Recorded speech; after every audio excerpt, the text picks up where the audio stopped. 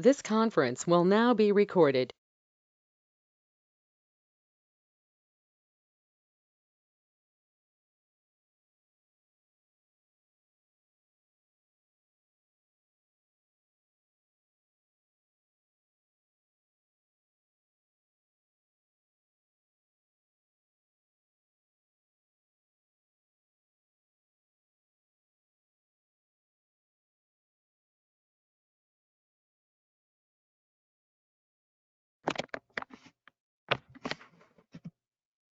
Well, so, for the champions, and we look at this in the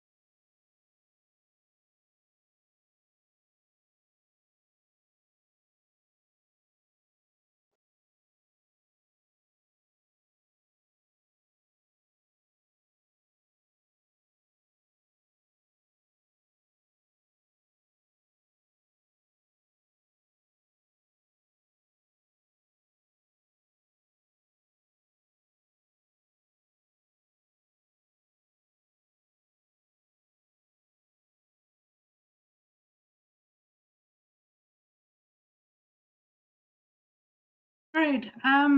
Hello and a warm welcome to everyone that has joined us for today's webinar. Today we're going to be looking at appropriate agricultural technologies and innovations for agri-SMEs and smallholder farmers. My name is Sandra Perez. I'm Director of Agribusiness Programs at the African Fertilizer and Agribusiness Partnership, AFAB. I'm based in Johannesburg, South Africa. For today's webinar, we have received over 400 registrations from over 47 countries worldwide. And I can see that there's still people logging in. So just give them a little bit more time to log in and settle in. And then I think we can get underway. Before we get started, I do want to just run over a few housekeeping items so that you know how to participate in today's events. On the right-hand side of the platform, there is a chat box, and I would ask everyone, all the participants, to please make use of the chat box. Introduce yourself with your name, company, your email address, and do give us an indication of the expected outcomes from today's webinar. That would be great in terms of follow-up and assisting you in your expectations. We do also invite your comments and questions. So please, if you have any questions at any point for any of the speakers, do just type it in the chat box, and we will collect all those questions for the speakers, and we will address them during the 30-minute question and answer session at the end of the presentations.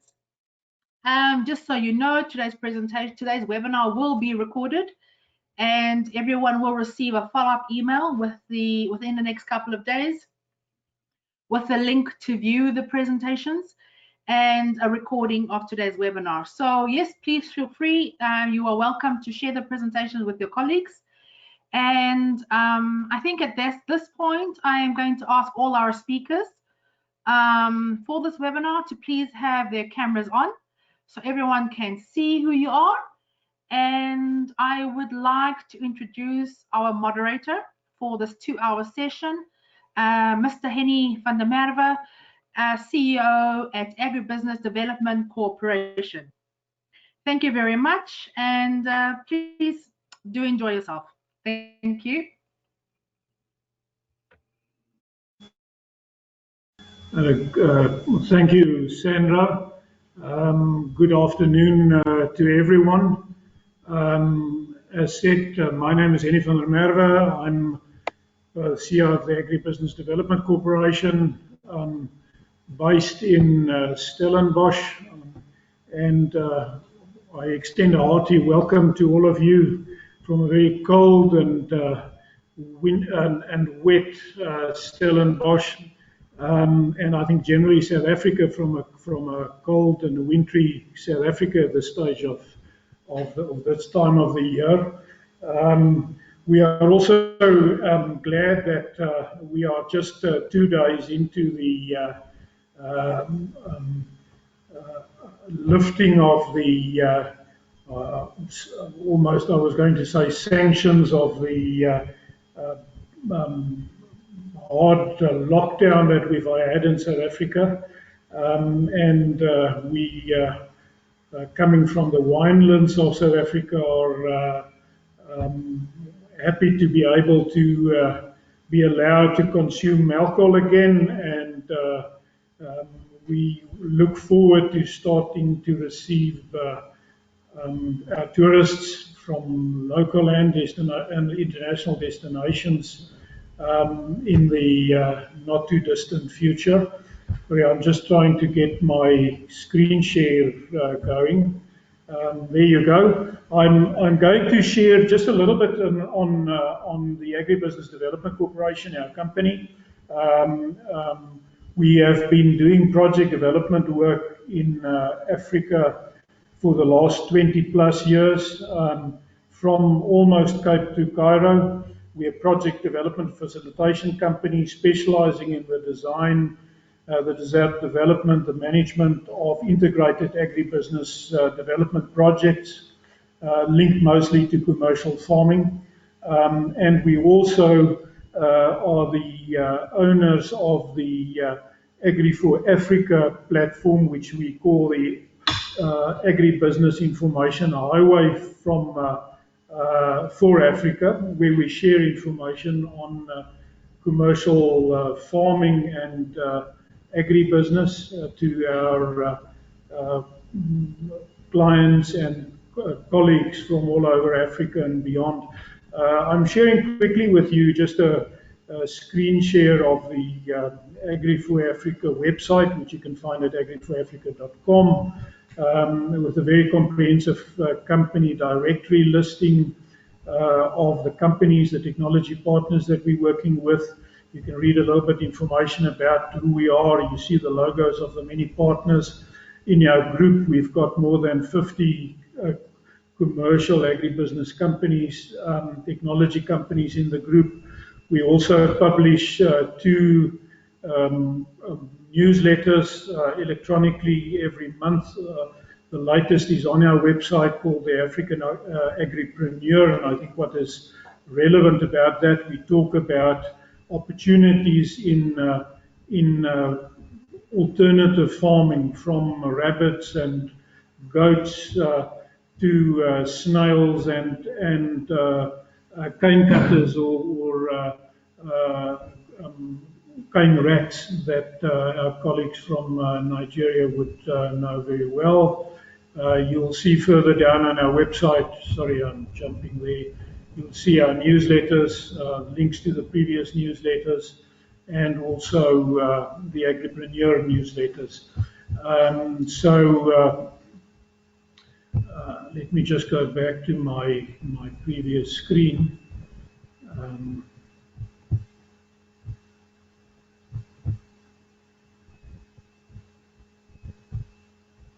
Sorry about that. I just want to get back in.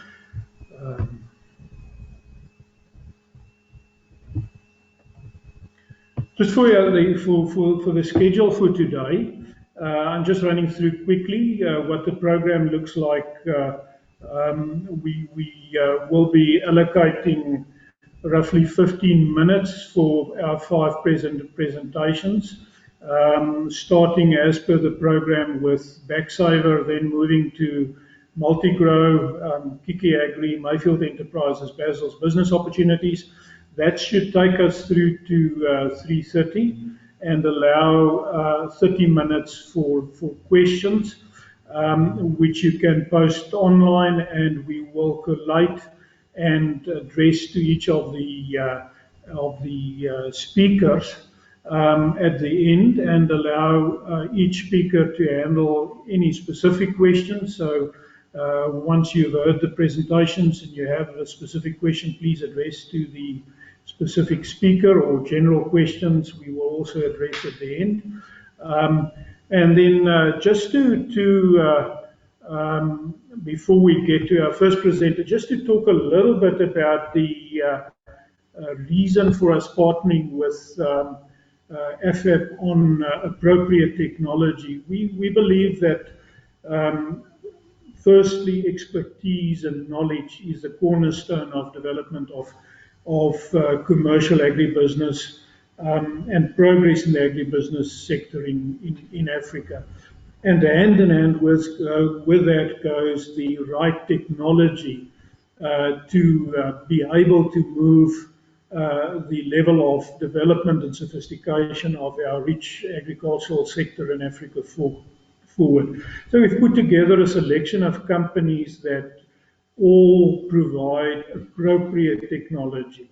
And I think we are hearing a lot about the fourth industrial revolution and bombarded with information about wonderful tractors that drive themselves and drone technology. But we believe the first step in development often starts with very basic technology, often first and second industrial revolution technology. And what we are showcasing for you today is a selection of appropriate technology that we believe is critical to move small scale and subsistence to the next level of commercial farming.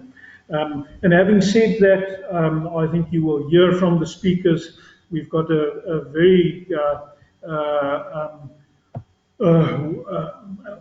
well-versed selection of speakers, all with practical, not only farming, but equipment and technology experience that we believe can make a difference. And I'm therefore happy to start to introduce you firstly to Mikros Janse van Rensburg, the owner of Backsaver Farming Equipment.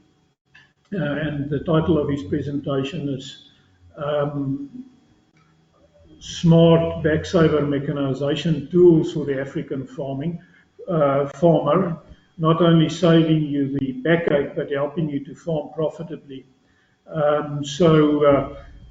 Yes, with that short introduction, Mikris, it is over to you, and we look forward in the next 15 odd minutes to hear your not only your story, but the solutions that you have developed over the last 10 odd years to make the life of small-scale farmers easier and to, as the name of your business suggests, save the backs of many a farmer in Africa. So thank you, Mikris.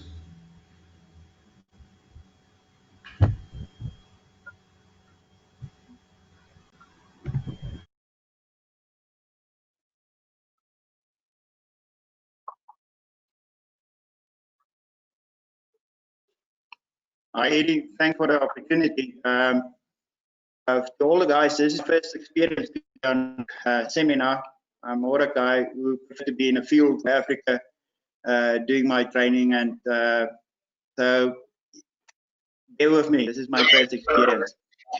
First of all, I want to tell you about my life. I'm a commercial farmer of Africa, and we're doing crops. With my experience in farming, I realized that we've got problems. One year we had a big problem with cutworms, and I developed a maize planter to solve the problem. But over the years, the planter became popular, and I tried to develop more equipment for small-scale farmers. I'm a strong believer in how to make a small-scale farmer successful, to give him the correct tools. There's no difference between a hectare farmer and a 1,000-hectare farmer. They all have to apply the same rules. There's a couple of rules like spacing and depth. The farmer must apply with those rules.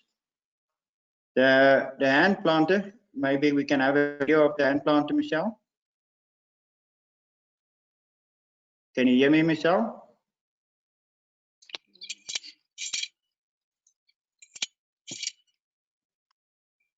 Quite simple planter.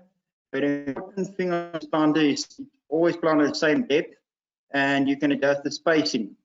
What we experience in the normal practice of the small-scale farmers, they're doing a home method, and normally, like especially in the southern part of Africa, the home method, they plant basically in dry soil, and then they need rain again to germinate. With this one, this planter planted through the layer of dry soil and put the seed in the wet soil, so it germinates immediately.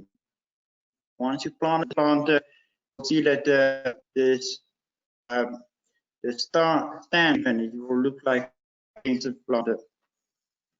But over the years, we developed better planters. I've got now a push and pull planter, Oxtron, or it's light enough to be drawn by 2 people. It all works with coulter, so there's not that much resistance, and we use a seed mechanism that can help the farmer to plant precise. Maybe go to the next slide, this planter. Can you hear me, Michelle?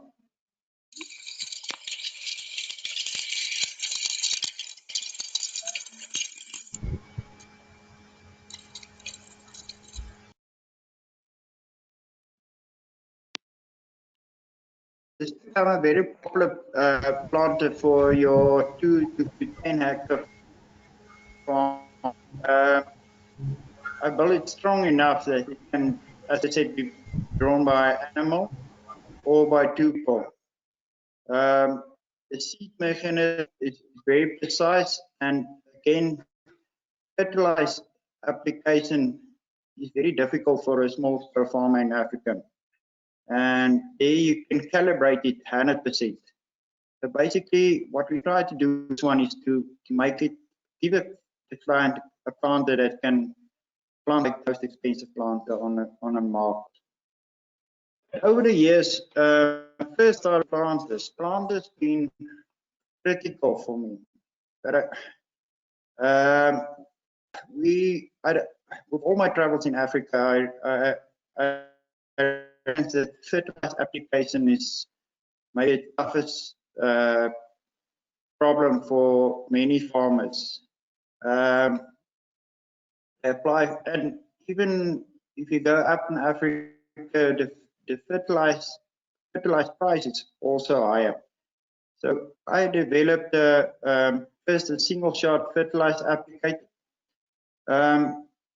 You can either do it on top with your LAN and your urea, but what we experience in the small farmer is that they apply your phosphates not correct. If you know a phosphate, it doesn't move in a soil.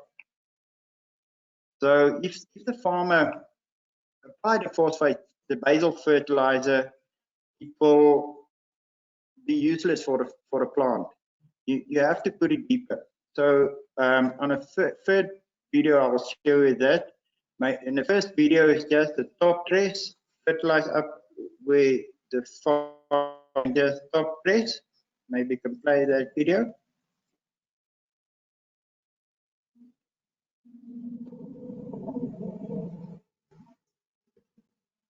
It is 5 grams on it per plant. It's like a coconut food. Normally the measurement the farmer use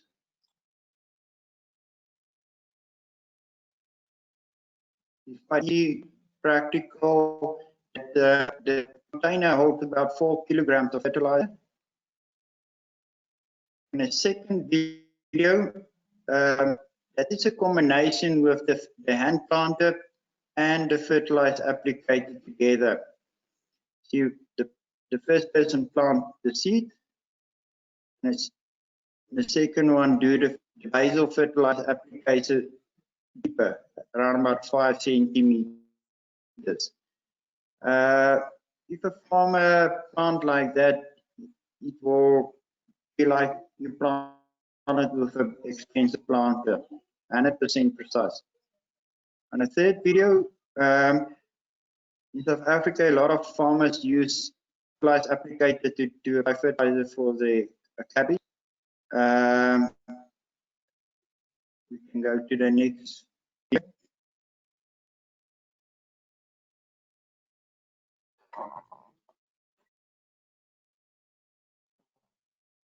No, it's gone. All right. I hope I might make point clear that fertilizers like phosphate must be placed deeper to be utilized by the plant properly. But again, with top trace, a lot of farmers, they use top trace. They do apply urea, but they just put it on top and they do it inaccurate. This driven fertilizer applicator, I think this is one of my top products and used by many farmers. What I've done here is to cancel walking speed. Walking speed is for every person is different, and I saw some things on the market from China where they just walk and deliver fertilizer. But with this one, I wanted to make something that they can calibrate it 100%. You can see it's working with gears, which calibrate. It's got a gear pack. They can calibrate it from 8 grams per meter to 20 grams per meter. The meter's got like a normal planter. The fertilizer it uses takes about 8 kilograms. It's a video. It's a lovely crop here, and let's play the video quickly.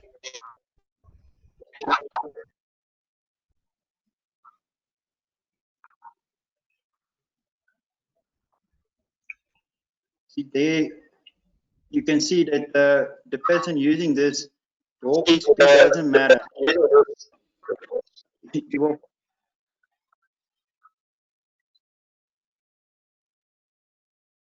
You will find that walking speed in the morning, 8 o'clock, and walking speed 3 o'clock in the afternoon is different also.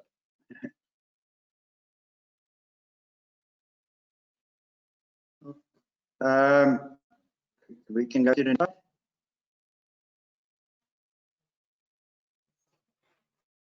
But while we're waiting there, AgriSMEs want to become a solution company for your small scale farmers in Africa. From your 1 hectare farmer up to a 20 hectare farmer. Give them a total solution.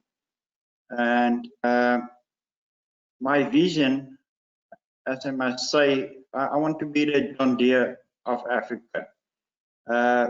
We're building a strong, reliable, and we've got enough partners in Africa like Agri and companies, big co-ops who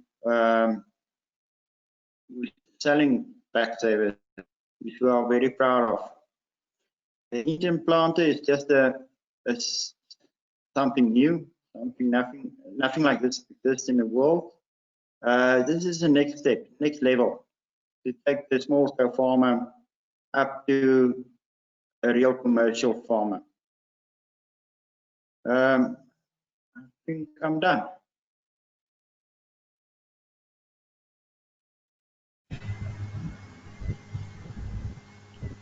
Thank you, Mikros.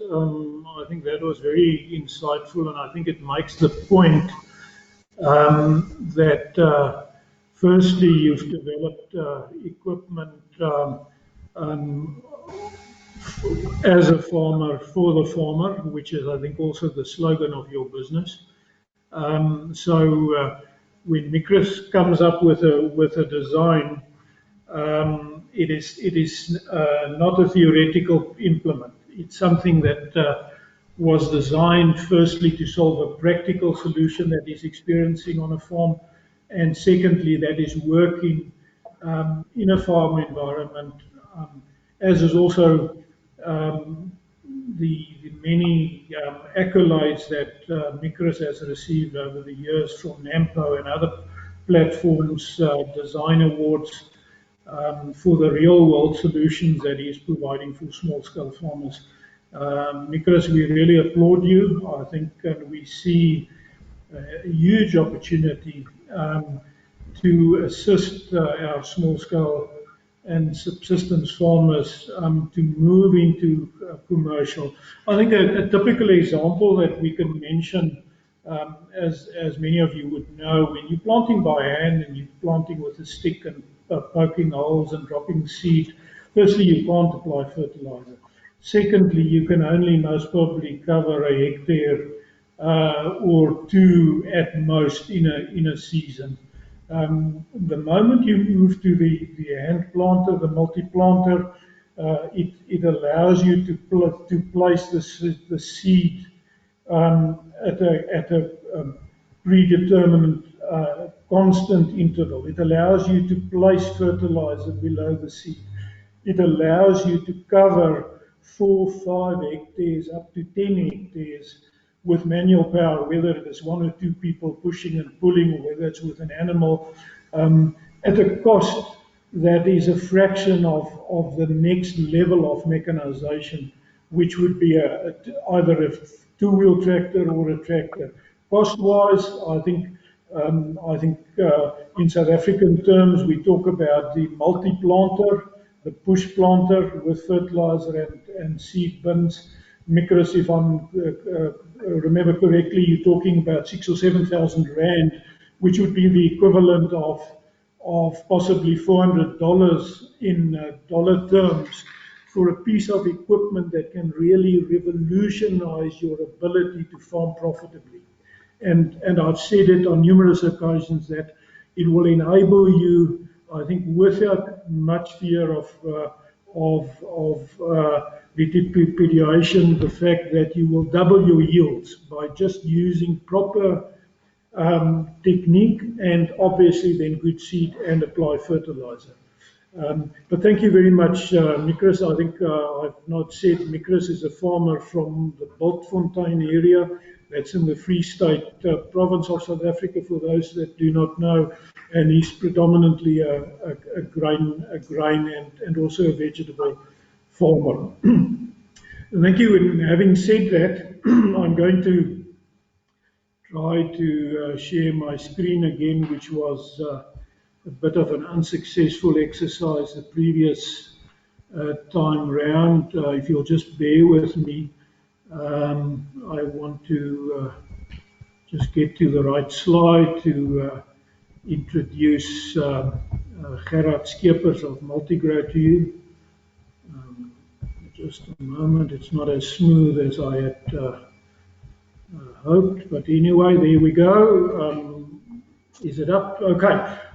It's my privilege to introduce to you Gerard Skeepers, the technical manager of Multigrow. It's also a Cape Town-based company. Now, Gerard grew up in Namibia. He studied mechanical engineering, as I say, many moons ago. He's been involved in the greenhouse industry since 1985, and he's been in the manufacturing business of greenhouses and related products, lately also aluminium profiles, since 1990.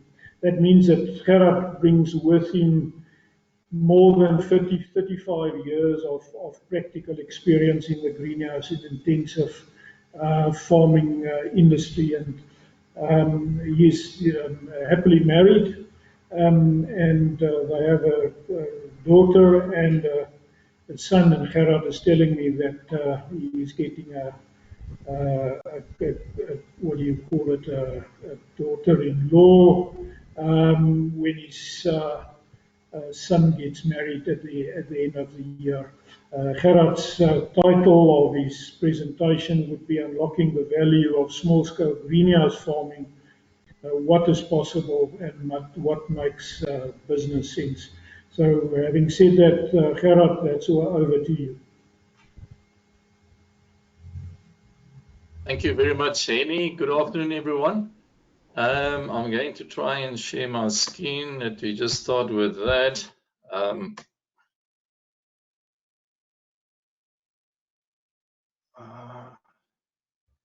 Let me just go into my screen. Sorry about that.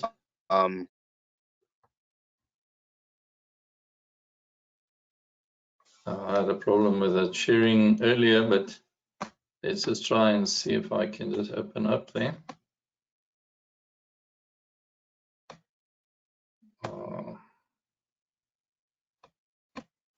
Anyhow, I've got the same problem as what I had earlier. Just stick with me. I just want to. Maybe you can minimize again as you did last. Just to reduce the size of that screen so you can see the icon at the bottom. Yeah, I'll try. And I had yeah, almost there. Keep to the right. No, a little bit left. A little bit left. A little bit more. More. Another 2 centimeters. Go, go, go, go. Just another centimeter. There. You can click, click. Just go right a little bit, Gerard. Okay, just a sec. Just go a little bit right there. You're almost there. A little bit right. Yeah, click there.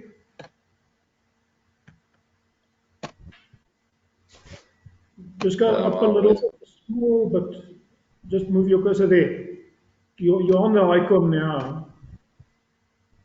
I'm clicking. I'm actually seeing the screen of everyone here. Just a second. Let me just change here. Let's see if I can help that. Sorry, people. It's just that something gets stuck on my screen here. I just want to see if I can just reduce that in size. Just a sec. Right. There we go. Okay. Sorry. You're not yet on there, any? Yeah, we can see it. It's up. Can you see it? Okay. Sorry, everyone, for that. But as Henny said, when you reach 60, all these things are new. And I think there are probably people that are handier with the IT tools than what I am. Yeah, multi-grow online. A lot of people ask me, but why multi-grow online? We obviously try to cater for multi-growing different structures and things, but the online started. And I'm getting a lot of feedback. But what happened is that a couple of years ago, Lord gave me insight that the online is necessary. That is to sell online, and I didn't know that, about coronavirus, and now we're there. And I didn't fully develop that side of the business to sell online, but we coming up with that soon. So what I want to do this afternoon. Let's see, now my screen is frozen there. I just want to tell you who we are, what we do, why do you need shade and greenhouses, the types of greenhouses that we manufacture, the growing in soil and in bags, because I know there are some areas that are easier to grow in. The soil has got good soil, others not, and then the irrigation and fertigation, and then the type of products. Now, we are a greenhouse manufacturing company, as Annie has said. I got involved 35 years ago. Obviously, I didn't manufacture then. I was working for a company, and then I got the opportunity to start manufacturing myself, went into a partnership, and so it developed. Now, over the years, we got involved in bigger turnkey projects as well, although we as a company cater from the house grower for domestic greenhouse right up to commercial farming. Now, we get involved from the propagation and seedling stage and the rooting of cuttings, depends what you do, the growing stage and to the production stage. And as I said, we cater for the home grower to the commercial farmer. Why do you need a greenhouse or a shade house? Now, we all know, and I know everyone that is on this call, we come from various areas in the country, even in South Africa. I mean, from the Karoo right down to the Western Cape, it's cold and wet now, to Natal, and so is Africa. So the climates vary. So the primary purpose of a greenhouse is actually to provide you conditions that you can grow all year round. And doesn't matter what the weather conditions are. Fortunately, in a greenhouse, you can get to the right temperature. You can provide humidity. There's so much more that you can do in a greenhouse than just an open field where you've got the weather and the climate of whatever is outside to put up with. Now, to create that controlled environment, you want that best for your plant, whatever you're going to plant. We know that some plants are more sensitive to temperatures or humidity or sunlight. So you can, in a greenhouse, you can cater for all of that for your specific crop, whether it's a tomato or cucumber, peppers, beans, whatever it is. And then the other reason why you need it is actually for crop protection. Now, that is either against rain, sun, cold, insects. It depends where you are. And just with the microclimate that you create in the greenhouse, that gives you that opportunity to get ultimate growth. And as we say there, better and higher production. And if you do from the seedling and the cutting, that's to say the propagation stage, you need a greenhouse. You can't always do it out in the open, and to do it under protection is so much better to do that. Now, there are various types of greenhouses that we manufacture.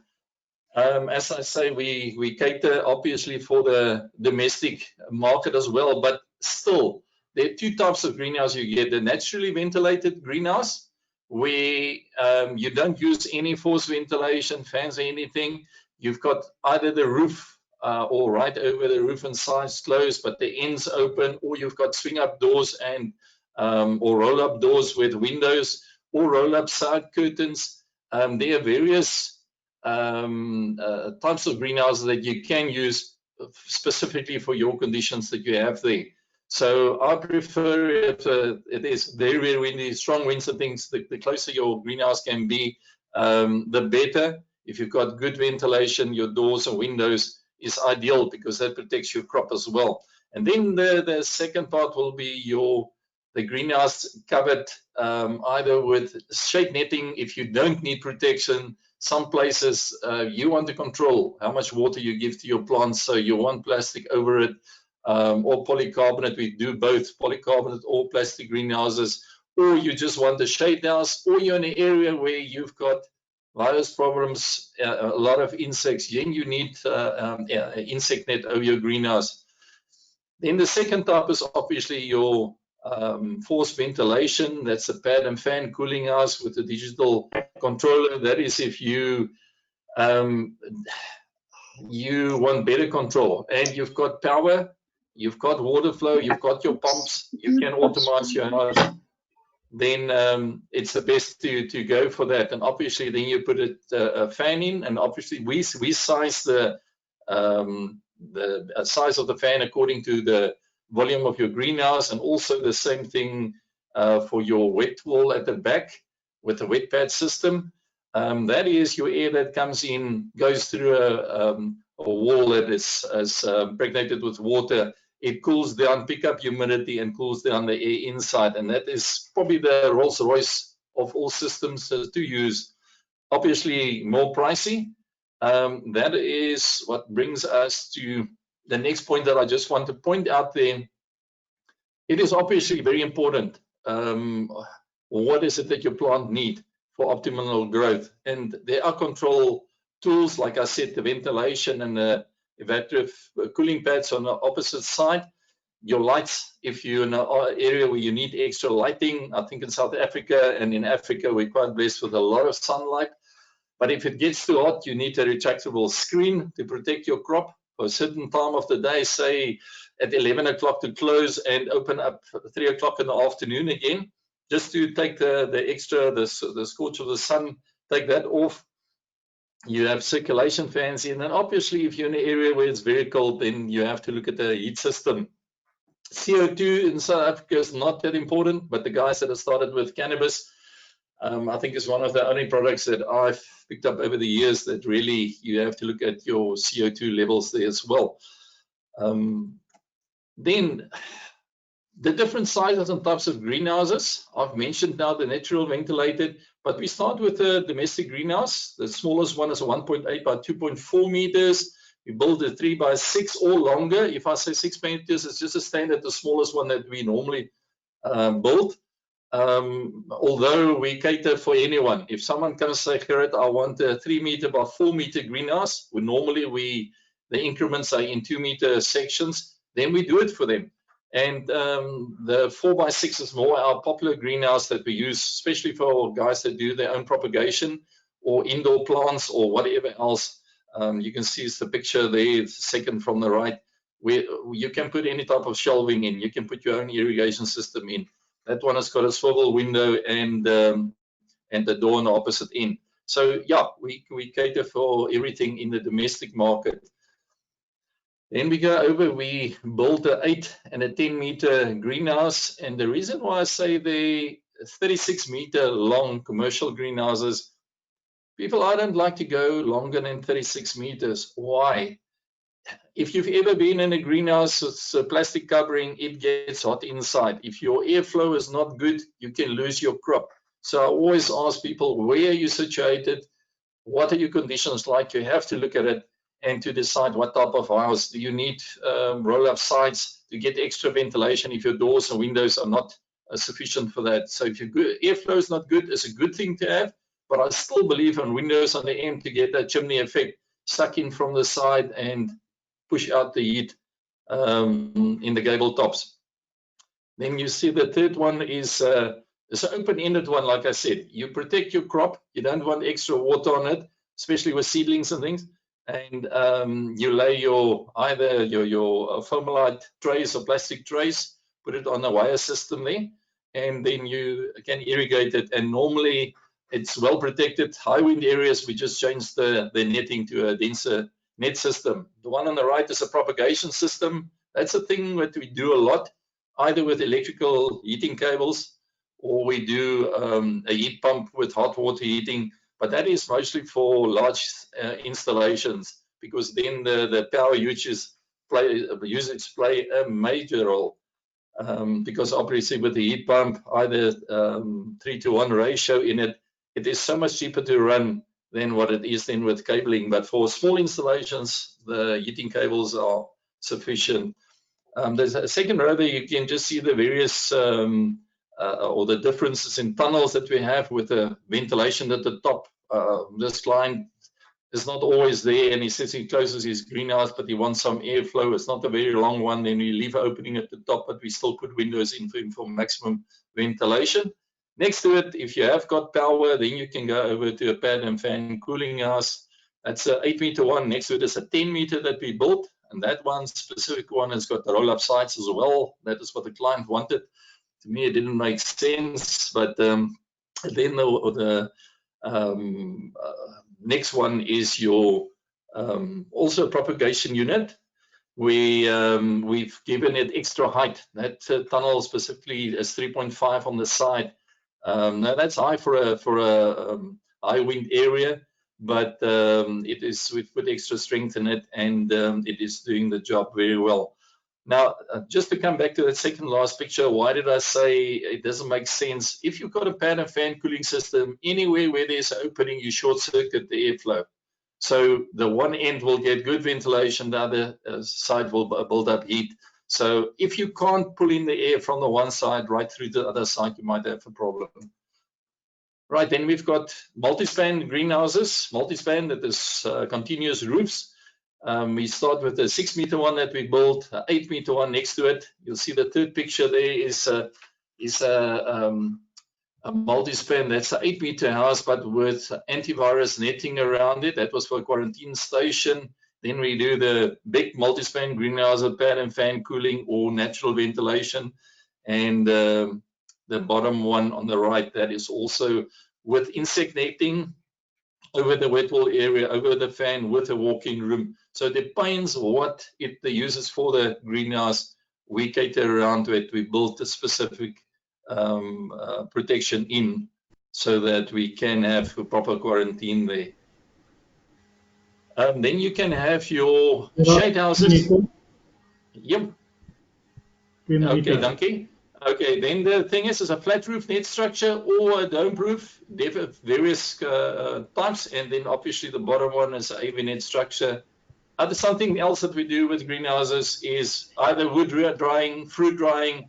There are various things that you can dry in a greenhouse. We call it a solar kiln. It gets hot enough, you can dry anything, and there's just some of the equipment, wet walls and things. Grow mediums from pots, bags, slabs. And then your irrigation, you can go with high-tech irrigation, or the one on the right-hand side, that picture is actually a gravity-fed irrigation system. And yeah, why high-end products I'll put in a greenhouse: cucumbers, tomatoes, peppers, or flower production, anything else, cabbage and things you can also do in there. But I just found the leafy stuff, leave it outside. It's cheaper. Seedlings and cuttings obviously inside as well. If you need a quotation, you need more information, please contact us. This is our detail. And thank you so much, Henny.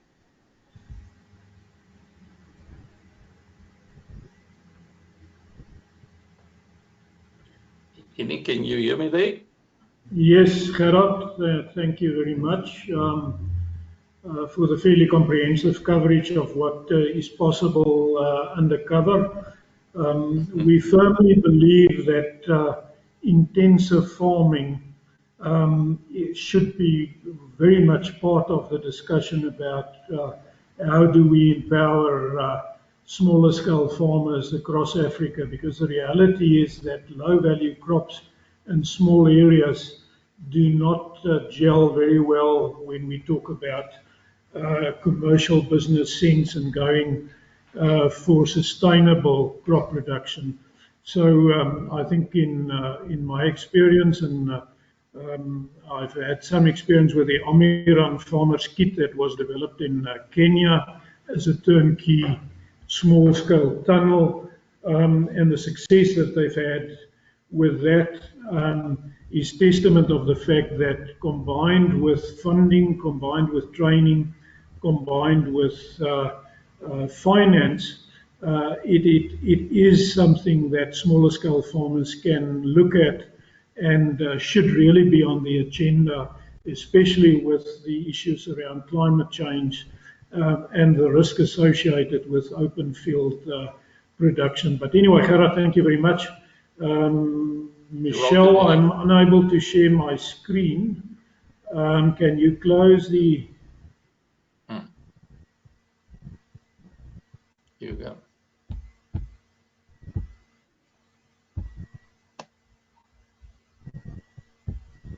Sorry for that. I am trying to share my screen. Okay, I'm now able to... Okay, we're going to the next presentation now, which is by Philip Killian of Kiki Agri. So we're changing gears. We're moving to animal production now, and specifically poultry production, which is and should be an integral part of much of the discussion in terms of opportunities for farming in the African environment, and it's already part of life of many rural farming communities. Firstly, about Philip, he started his career in the franchise industry, and specifically both as franchisee and franchisor on both sides of the fence, so to speak. And in that environment, he understood very clearly the absolute need for training and support to ensure effective rural operations, which are principles that also apply to the Kiki Agri business. I think he's passionate about entrepreneurship. He's a firm believer in the fact that there's a way to grow out of subsistence farming or startups into profitable operations. And in his endeavors and looking around at opportunities, specifically in the poultry industry, he realized that there's a need for sustainable small-scale farming solutions in poultry, where the focus is often on large-scale commercial. And in that sense, he became the mastermind of the Nkoko concept, which is the small-scale poultry concept. He's also a strong believer in technology, and I think bringing technology to bear in small-scale farming. His motto is, in every problem or challenge lies an opportunity. And we look forward, Philip, to hear how you've applied that in Kiki Agri, specifically related to the Nkoko business opportunity. Over to you. Yes, hello. My name is Philip Killian, as Henny just said. Thank you very much, Henny. Welcome here from sunny but cool Johannesburg. The Nkoko really is an effective broiler production for the small-scale farmer, and the whole focus is really geared towards the startup or subsistence farmer. So what we need here is passion. You can have the next slide, please. All right, so BFAP, or Development Southern Africa, in 2014 has done a study to see how small-scale farmers can fit into the commercial or the traditional value chains, and they come up with a few findings that I find very interesting, and we fully relate to that over the last few years. Any farmer needs access to market and value chain, in that it's good and well to produce effectively, but you still need to market your product. And then also a fact is that small farmer does pay more for his inputs, his or her inputs, compared to a commercial farmer that obviously buys in large quantities. But the small farmer, although paying higher for his inputs, he can also receive a substantial premium on the sale of live birds, as opposed to a commercial farmer selling slaughtered, typically to your retail chains and butcheries, etc. And then so the poultry industry is a dualistic industry with, on the one side, the informal or the live bird sale, and on the other side would be the commercial or sophisticated commercial value chain. All right, so we got higher inputs payable, challenge, but we got higher premiums. Next slide, please. All right, so in 2014, and it's very similar today, income would be around about 65 rands in South African rands per bird, and your total production cost would be around about 30 rand, plus minus about half of it. So if that's on live birds. So if I do small scale live and slaughtered, in other words, I involve a abattoir or get a group of people involved in my rural village, my income is around about 50 rand per bird, and total production cost would be around about 33 rand to accommodate the slaughter cost. Then on the other side, remember the sophisticated commercial value chain. Commercial slaughtered sales income would be around about 25 rand per bird, and total production cost would be 21 rand per bird. That's in 2014. So it gives you an idea, small scale, very profitable, high margins available, but you've got smaller quantities. And on the commercial side, you have volumes. All right, so the small scale farmer needs to explore live and slaughtered local markets. He must try and market directly to the end user. There's no butchery or KFC contract focus in this picture. And you only have 100 birds to sell, you can do it. Next slide, please. All right, so small-scale broiler production objectives would include, you want around about 2 kilogram live birds, live weight average after 42 days. So you also want to grow it within 42 days or a 6-week cycle.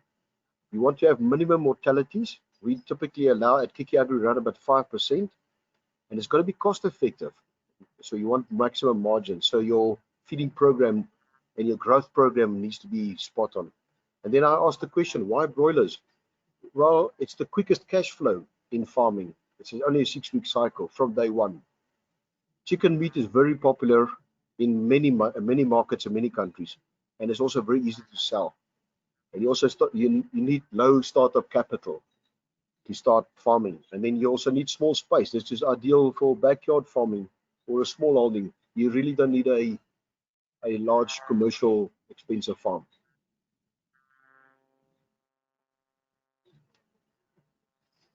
All right, so if you important success recipe, farming is business. We train our people accordingly. So can you imagine trying to bake a cake and the recipe wants 2 eggs, part of the list of ingredients, and I decide to take out the eggs. Guess what? There will be no egg. There will be no successful cake. And it's the same applies here. So your success recipe would include the correct housing or the correct chicken coop. Critically important. All these aspects are very important, but correct ventilation, because fresh air is a critical component. Correct lighting, in other words, your white light. Typically in broiler production, you would like to extend your daylight hours. Correct heating, especially the first couple of weeks until they're fully feathered. They are like babies and they need baby grows. In this case, you will need to heat them with either a gas lamp or infrared lamps. Correct feed, also very important. So in other words, they don't include your starter, your grower, and your finisher mash. correct vaccines. So you'll be buying the correct chicks, which are inoculated, and then according to a certain program, you'll have your correct vaccine administration, normally through the drinking water. All right, and then the correct grower system and knowledge. This is also a very important aspect. And then the correct record keeping. You cannot control what you can't measure. And then important also is correct business management. That will include financial, in other words, maximize your profits and save some money and let your business grow. And the other component would be the marketing management. In other words, how can I effectively sell my live chickens, all sorted.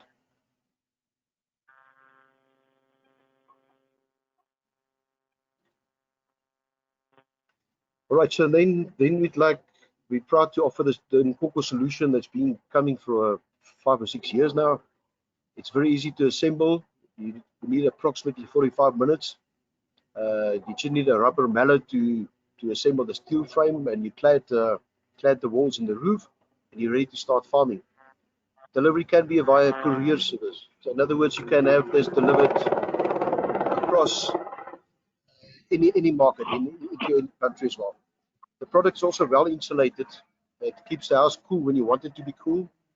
And this first couple of weeks, as I mentioned earlier, you can have the house nice and warm and cozy. Then you got around about 11 birds per square meter.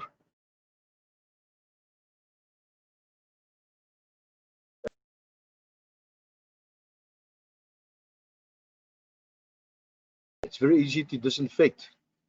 You need about a day to disinfect and clean the house, and you're ready for the next batch.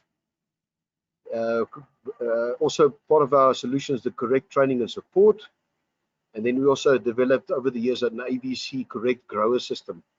It's a paint by numbers grower system, so it's a very simple. It's in English. It can be translated into French and Portuguese, for example, or you tell us what language you need, and we can make a plan. Right. Next slide, please.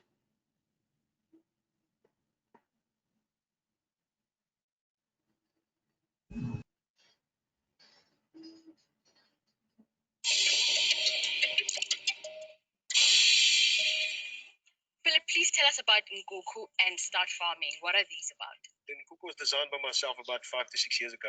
I involved some consultants to make sure that the house was correct. As we went along, I then realized that there's some real potential for small scale and emerging farmer solutions, and especially backyard farms. Okay, igama lami nguPaseka Mokoena, ngihlala eSprings. Ngiqala ukusebenzela i-start farming 3 years ago. Yini ekwenza ukuthi ube interested yini uPhilip ayishilo enza ukuthi ube khona la namhlanje? Uthe uPhilip makangitshela ukuthi ale nkukhu lezi iza in 3 days time, wena your only job ukuthi nje uyafida, uclean i-cage yakho, uthela amanzi. Nami ngabona i-opportunity yokuthi hayi yiyo le business engayicala, uyabona. Because after 6 weeks time, mase ngizithengise zonke, ngithola i-profit yabo ma 3,000, yabona. You'll see it comes in a kit form, and then you can assemble it yourself. Very simple to assemble. It takes you about 40 minutes and you can start farming. It's not like in Melbourne farming food. Okay. Yeah, as long as you have a small space, then the kitchen is set. We formed a new company called Start Farming about a year or two ago. It consists of a group of specialist partners from animal health, veterinarians, etc., chicken production specialists, and this group of specialist partners we then designed the successful chicken farming recipe. So the correct house is the first part of a successful recipe or successful chicken farm. So the correct house means the correct space. In other words, only so many birds per square meter. The correct ventilation, in other words, big enough windows that you can open up. The first 2 to 3 weeks, they need less ventilation but more heat. But after about 2 to 3 weeks time, when they're fully feathered, ventilation becomes critical. So the house has got to have the right space, the correct ventilation, and also important, the correct insulation in the roof as well. So the chicken can come out and go in. So the second part of the recipe then would be the correct equipment. So many drinkers, so many feeders, your baby feeding trays and your mini drinkers as well.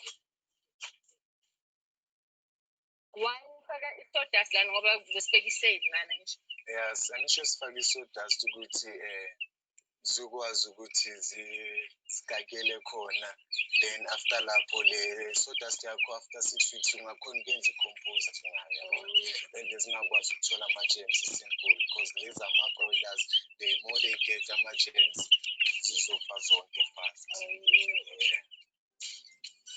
Then the other component or ingredients in this recipe would be the correct chicks. So you buy from a reputable hatchery and you make sure that these chicks are reputable South African bred and they must be inoculated. In other words, they must be vaccinated on day one. Yeah, because then you should tell it is not about 2 days, it's now it's not really next. Then feed.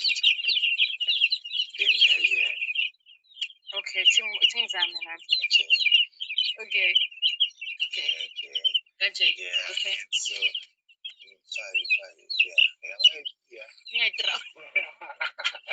Okay, Yeah. so it doesn't have to eat. Yeah, ama-feed kumele abe ngapha ngasemnyango ukuthi ungalibele ungene uyenze i-up and down for your first 2 weeks because mawuzongena ngecathulo zakho lana uzolibele ufaka ama-germs. Yeah, that's why sithi lezi zinto lezi zihlala la emnyango, uvula umnyango, you feed, then you close the door. Okay. Ungathanda ukuthini kumuntu mhlambe obheka i-living land manje and ufuna ukuqala le business yenkukhu bacabanga ukuthi mhlambe badinga ispace esikhulu noma ijaradi elikhulu? Hayi emntwini vele ongathi ufuna ukucala yona le same business yabona, but there's no need ukuthi kumele ube nespace esikhulu. Ezingishilo ungastarta kancane then angeke ucale kakhulu ungana-clientele. Uzenza kanjani? Kumele ucale kancane wazi ukuthi okay mase nginama-client then-ke sengizokwazi ukuthi okay kule month le kumele at least ngikhulise 300 ngizokwazi ukuthi ngizihambisa kanjani.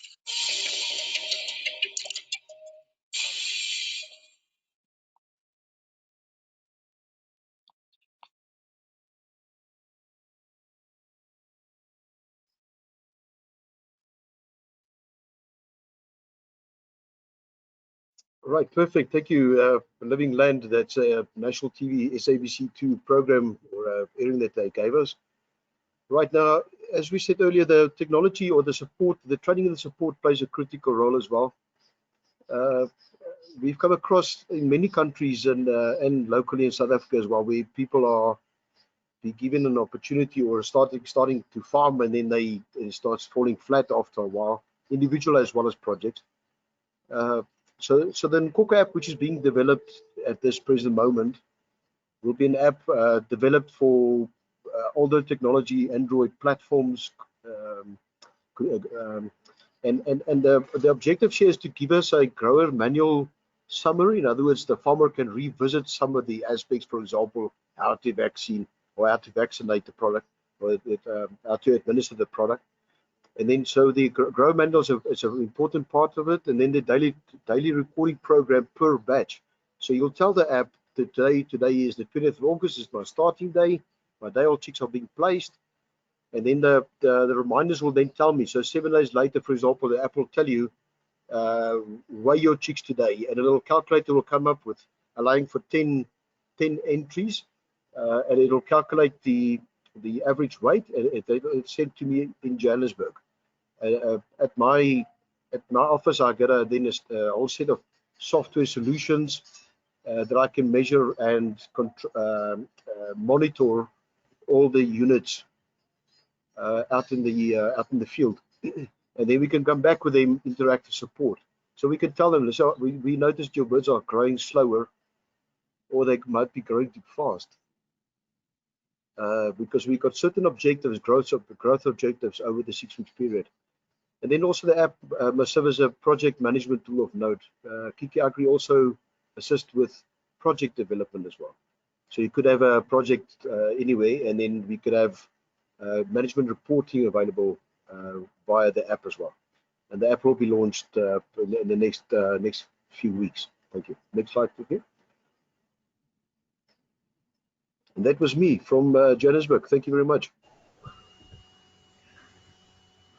Philip, thank you very much. Much appreciated. I think this demonstrates clearly how technology, in line with our theme of appropriate agricultural technology innovations for AgriSMEs and smallholder farmers, can be used in the poultry production environment. We use the principles of commercial production that large-scale farmers are using to control the environment, take some of those elements and build it into a system that can be applied and can be used by small-scale farmers. So I think it's a great way to empower small-scale poultry producers to graduate and use technology. And if I look at the figures that you've quoted from BFAP, I think live bird production specifically can be a very profitable business, even at small scale, where the small scale farmer has a very distinct competitive advantage of the ability to provide live birds, which many of the big producers cannot provide. Any, Ron, you can ask Philip, what is the cost of a system like that?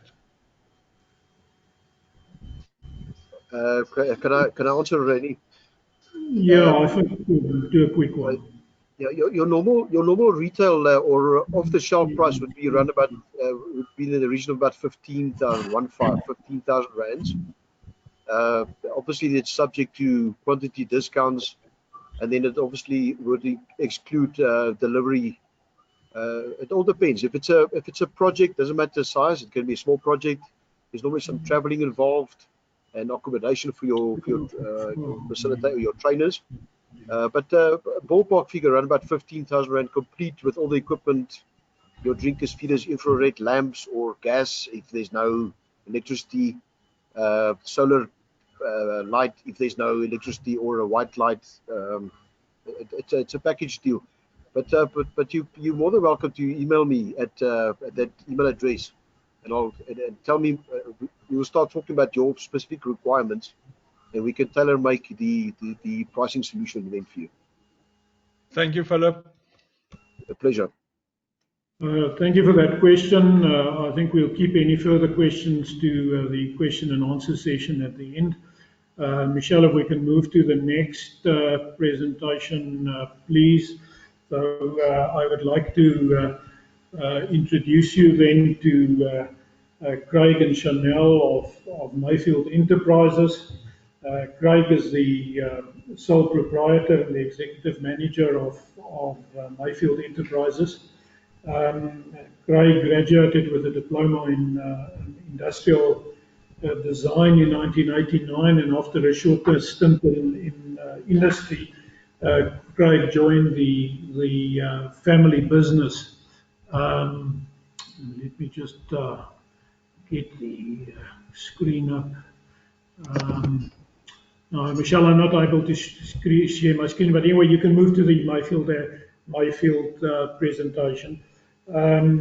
I was saying that Craig joined the family business, which was started by his dad in 1983, and he optimized and grew the business and the product range to where they are now, where they are providing a whole array of fertilizer application devices, including forestry, and they are exporting product literally all over the world. So, Craig, Chanel, over to you.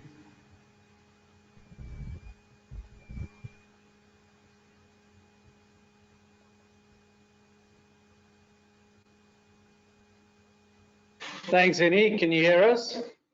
Yeah, clearly.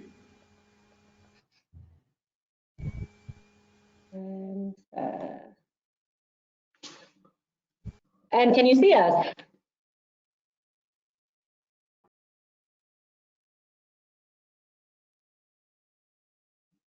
Can you see us, Henny? Yes, yes, I can. Well, I think we're the first double act of the afternoon, and I have to say it's a very nice way for a commercial lawyer to spend her afternoon. Craig and I are married, and so we haven't figured out yet who's the CEO and who is the COO. We're ironing those difficulties out, but perhaps you'll be able to guess by the end of the presentation. It's Craig's baby, this business, and he's taken it from an idea into a fully fledged global business. So if we can just move to the next slide, and maybe in reference to what Henny was saying earlier on, which is expertise and knowledge together with technology will move us forward. But I think here's a little video clip of what happens if that little equation is out of balance. Can we play the clip? How do you guys doing? You guys.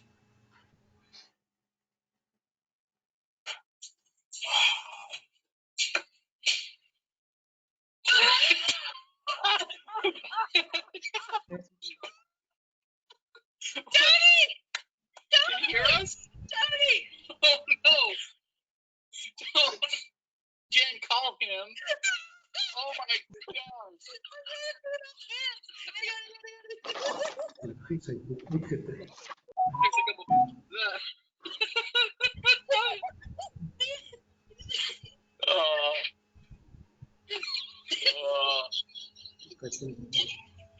oh boy. What's up? Tony, I can see you. I can see you. That is a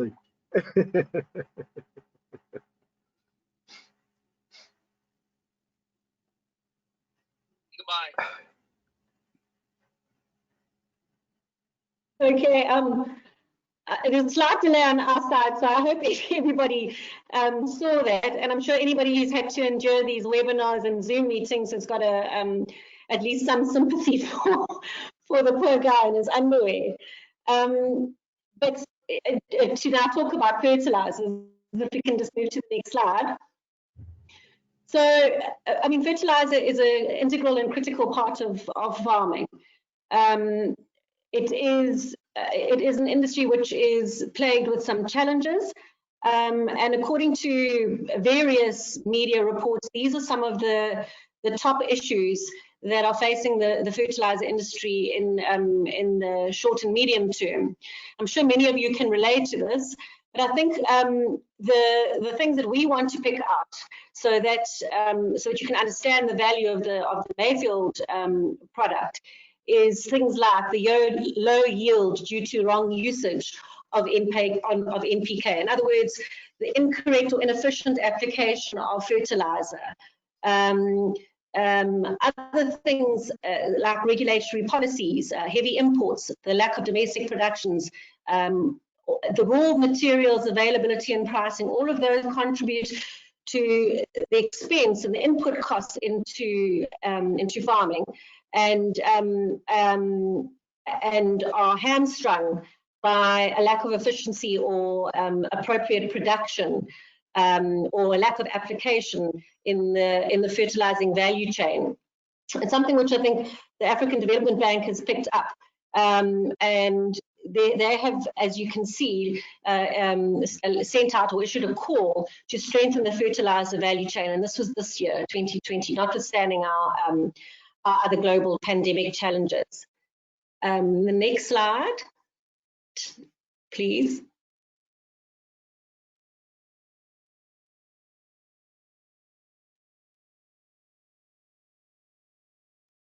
Next slide, please.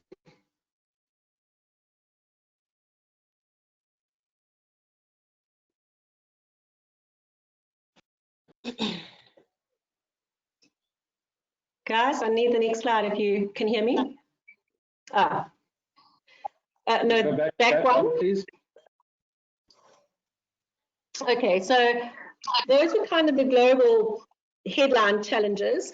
There's some regional challenges which I think many of us can relate to in Africa.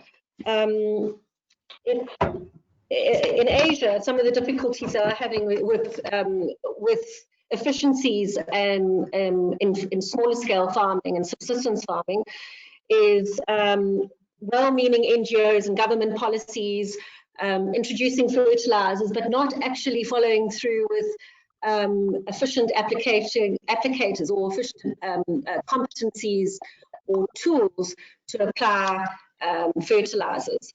So there's similar difficulties in India, and the result there has been some very serious pollution issues, which obviously gives rise to poor farming conditions. In first world environments, they share the same issues, but are plagued by regulatory issues. So there's difficulty in moving products, there's difficulties in regionalizations, increasing regulatory challenges. There's a much greater vigilance in policing pollution, mismanagement, the application of fertilizers, etc., etc. So all of these issues all point to the efficiencies of applying the fertilizer. There's no doubt that the fertilizer is required, that it's critical, but what seems to be even more critical is the efficient application of the fertilizer in whatever crop that is under discussion. And notwithstanding all of that, you'll see from the Progressive Farmer, which is primarily a North American publication, their perspective for the fertilizer industry or sector is that the demand is great and the future is bright. So I guess that it's all by way of introduction to the good news, which is that the Mayfield product is the ideal product for application of fertilizer in low-cost farming, small-scale farming, and in farming areas where the geographical regional terrain is difficult. So I guess this is how we feel when we talk to our market about the Mayfield. And if we can go to the next slide and play that video.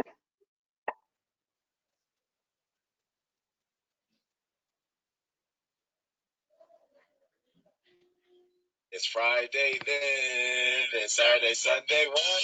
It's Friday then, it's Saturday, what?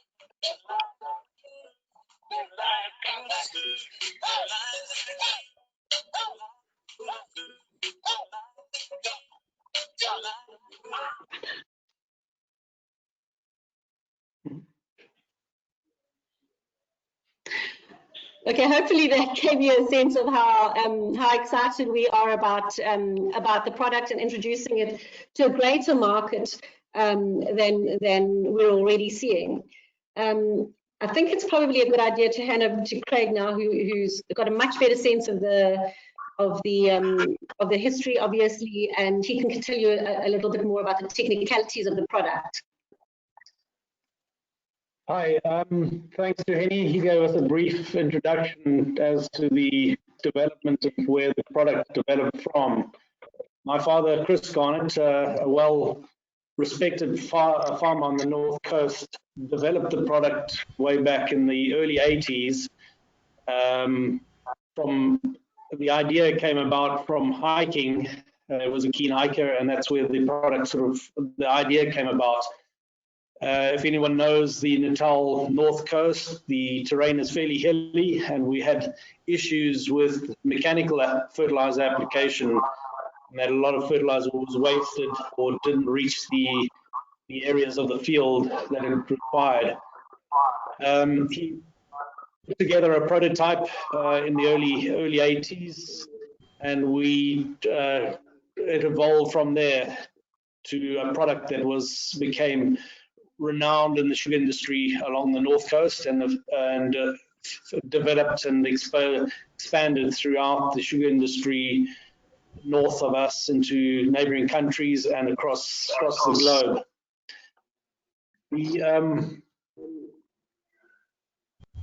The diversification of the product, so what we've been doing over the years is trying to streamline and try and make the product more cost effective, and to reach and make it more user-friendly and more comfortable. And the product has sort of evolved over the years to what we manufacture today. And you'll see later in the slides, there are further developments that we are busy with. The products are shipped internationally, predominantly in the sugar industry, but we are expanding into various other crops. The fertilizer applicator is conducive to application to any crop that's grown in a row. And with our new products, or plants that are planted individually apart.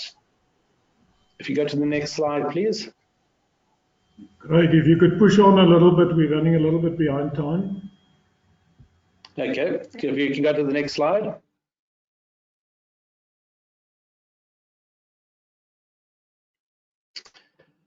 Here are all the points. So very briefly, cost effective, obviously improving your manual application of fertilizer. Hand application or tin application obviously is inaccurate and not user friendly. You don't cover the area that you normally would do. Terrain, sorry. Just go back one slide, please.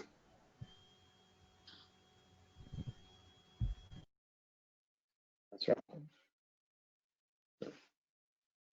Yeah, so the beauty of the Mayfield too is that it has, once you've calibrated, it's a very uniform application. Like Mikris mentioned earlier, one of the obviously challenges is maintaining a steady walking pace. We've evolved a system to eradicate that problem with a little pacer. This is an electronic device which gives a little electronic beat which the operator will keep pace with whilst walking in the field. He'll just literally step to the beat. It's used not only with a Mayfield, any knapsack sprayer where your speed of walking is paramount to your calibration. One of the beauties also with the Mayfield is limited soil compaction with the manual fertilizer application. So you can, there's no mechanical application which compacts the ground. Accessibility speaks for itself. The Mayfield, our slogan, where you can walk, you can use a Mayfield. Any terrain that you can literally walk in, you can use the applicator. The products are very durable and therefore low depreciation. And the row crop applicator has no moving parts, works purely on gravity. So there's nothing that wears out. All products, all the components are locally manufactured and are obviously readily available. Next slide, please. These are the products of the applicator range. They come in two configurations. Poly bag is a soft version, or a molded plastic tank version. Both come in a single or double row configuration. So you can, with a double row configuration, you can do 2 rows simultaneously, left and right of you as you walk down through between the rows. This is obviously for crops that where placement of fertilizer is not that critical, such as maize, sugarcane, or any other crops that are not sensitive to the placement of the fertilizer. And it's ideally for top dressing the crops where the fertilizer is dribbled out through the calibration nozzle along the row. With maize, you also have the advantage of split application, so you don't put all your eggs in one basket and apply all your fertilizer at plant. You can do later applications to improve yield when the plants require the fertilizer. So if the crop is wiped out through hail or flood, then obviously you haven't spent that money on fertilizer at the early stages. Next slide, please.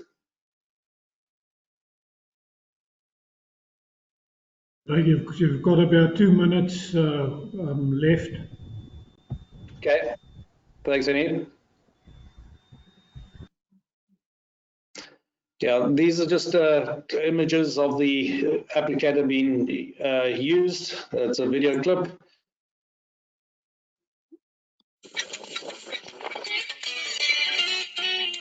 Go to the next slide.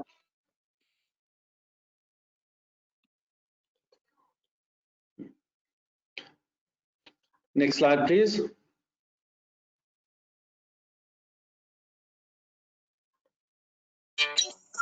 The calibration nozzle, this is just the aperture setting to regulate your flow rate. By increasing or decreasing the aperture setting, you increase or decrease the flow rate. So you'd set that according to the walking speed of the operator. There's a method which would send with the applicators on how to calibrate. Very simple and very effective. Next slide, please.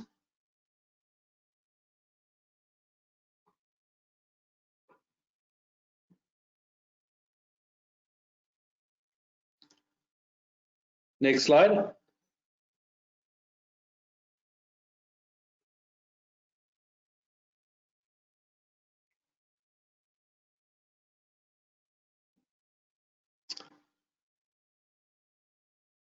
Can we have the next slide, please?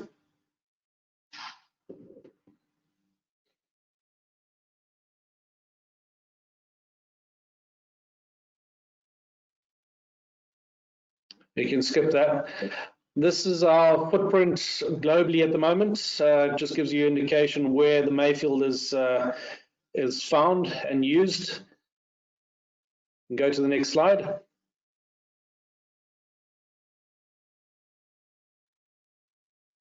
This is what we are developing with the new products that we're going to be launching.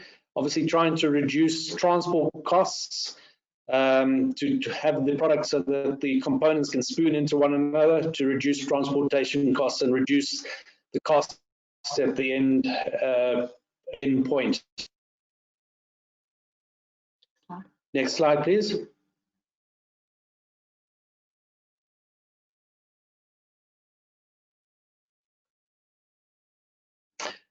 There's a new product that we've made a prototype of and we'll be launching shortly. This is the dispenser for a measured dose of fertilizer per plant seedling.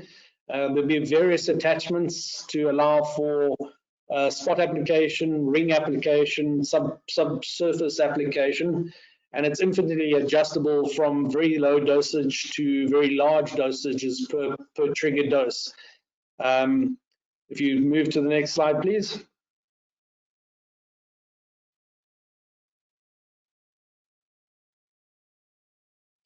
The product is so easy to use that even my son can utilize the product.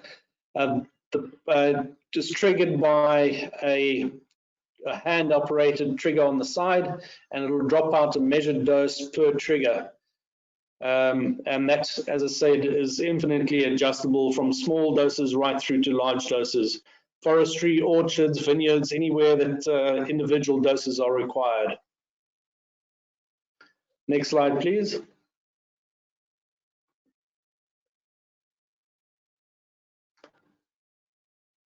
Thanks, Annie. I think that's us done. And any questions, obviously, we can answer them at the end of the session. Thank you, Craig. Thank you, Chanel. Much appreciated. Again, a good example of the use of technology to provide a solution which is very applicable to the environment and to the audience we're speaking to. With FAP and its constituents, members very involved in the promotion of the need to use fertilizer. I think we need to add to that focus and to that drive the need to apply the fertilizer properly.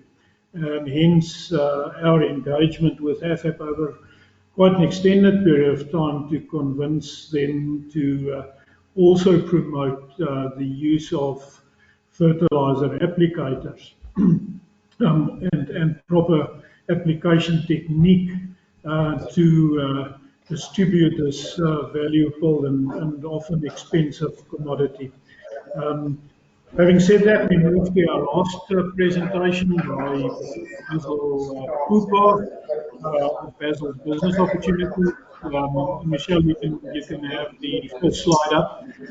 Basil hails from Bloemfontein, who was still headstone Free State, Central Province of South Africa. We did his matric.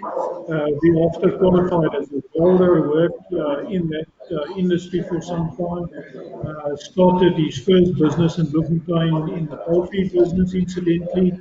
And it was there that the opportunity was provided to him by the Central University of Technology to get involved in the manufacturing of agro-processing equipment, which led to the birth of Basil's Business Opportunities that is now based in Midrand near Johannesburg.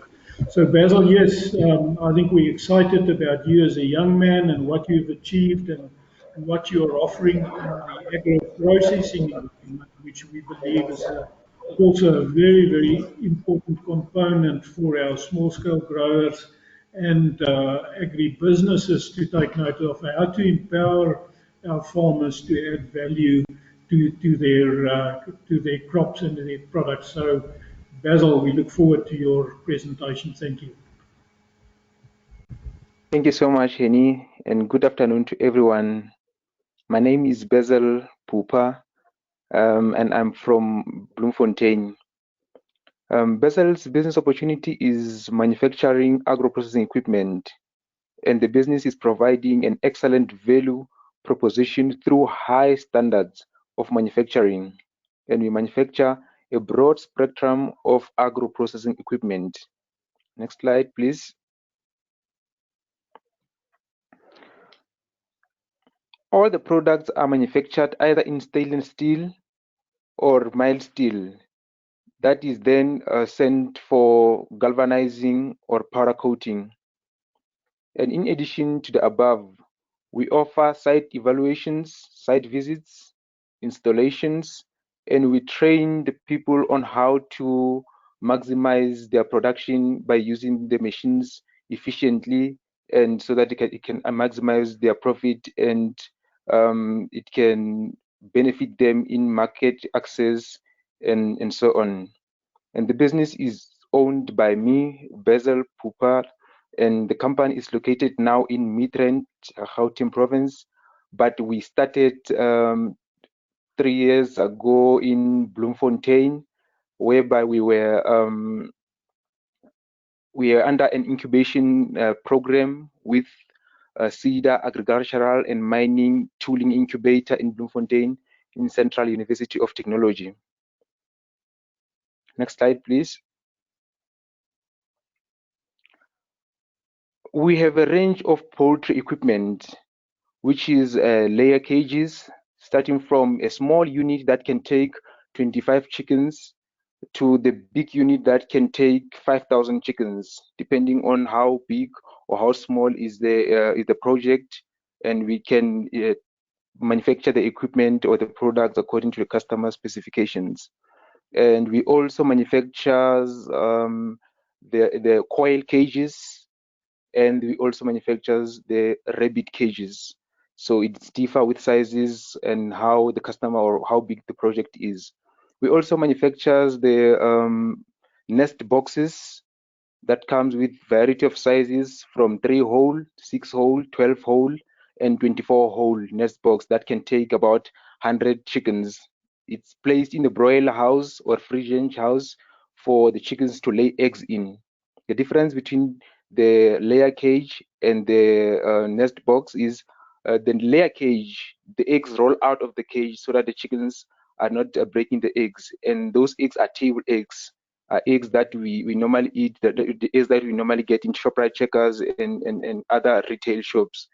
And the nest box is placed in the house and it's for eggs that the farmers normally use for putting in an incubator for hatching them. So the eggs keep safe and the eggs remains clean. So we also build the egg incubators from a 48 egg incubator, which is automatic turning, up to 1,320 egg incubator.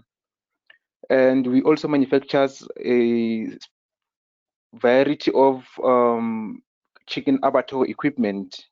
The equipment that can slaughter from 200 chickens up to 800 to 1,000 chickens per day. So it also differ with how big is the project and how the farmer or the poultry farmer wants to slaughter. It is not only limiting the person who is in production, who raise chickens. It can be owned by someone who wants to make a business for slaughtering for other people. I know businesses that slaughter for other people. They slaughter up to 1,000 chickens per day, and they make business out of the equipment only, besides growing the chickens. I will play a small clip now that is showing how the abattoir equipment works. These are 3 main machines. Next slide, please.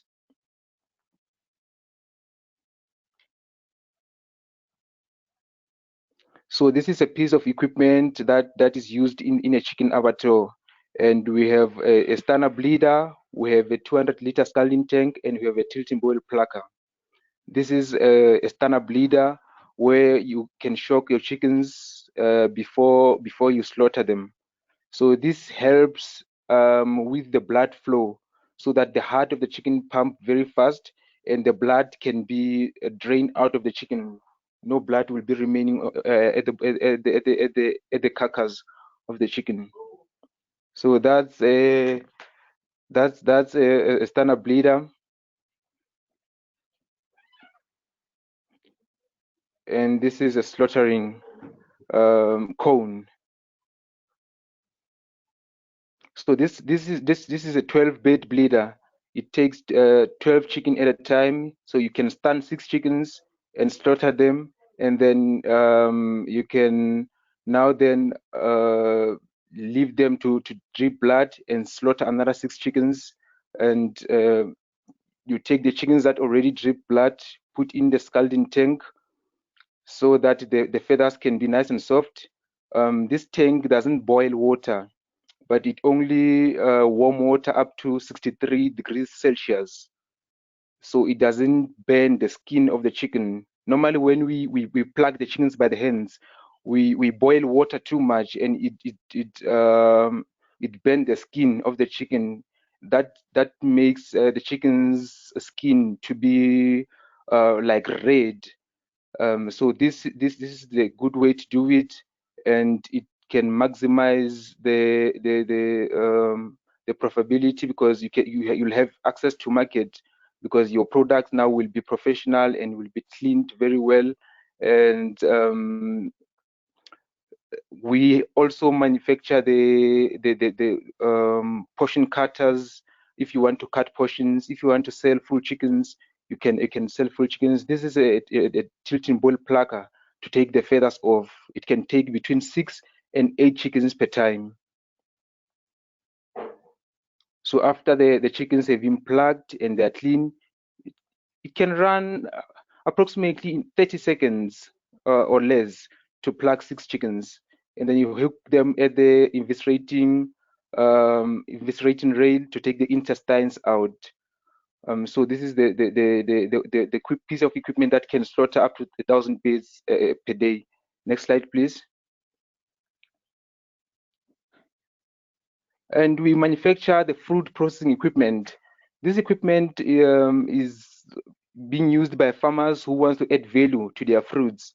Like the first machine on your left is the 450 kgs to 500 kgs fruit finisher. So this machine separates the skin of the fruit with the juice. So you just put your full mangoes, you just put your guava, your granadilla. It will separate the skins and the seeds from your fruit, And then the middle machine is the pasteurizer for pasteurizing milk or pasteurized juice, or you to mix the concentrate to make juice. But it can also be used for people who wants to make the detergents.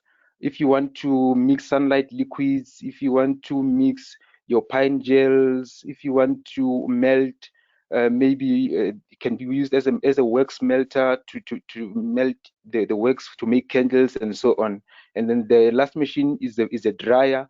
We manufacture a variety of dryers, from the small one that can take 45 liters to the big ones.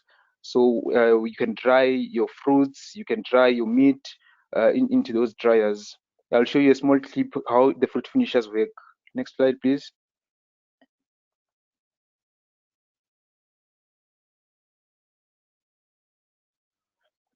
So this is a fruit pulper. This machine, it can be used to chop your fruits to make pulp.